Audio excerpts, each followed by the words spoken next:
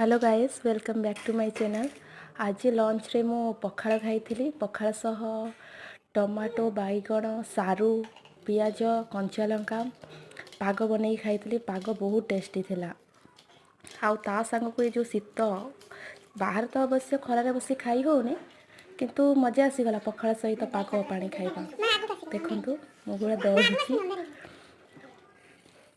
इच्छा तो होता आहरी बेले भात खाईदबा किंतु खाई सारला परे पुणी काम करिया को पड़िबो केमिति करिवि सेति जतिक आवश्यक खाइली। तापरे आंबुल थिला आंबुल सहित रसुण कंचा लगा ताकू गोटे पाग मध्य बनई देली ताकू बाडे की खाई काम पुणी स्टार्ट कली। आपण जदि मो चैनल को देखुचंती काइंडली आपण लाइक शेयर और सब्सक्राइब करदेवे। जदि मो वीडियो को आप पसंद करेंगे तो आगू को एमती नुआ नुआ बहुत वीडियो आनेबी।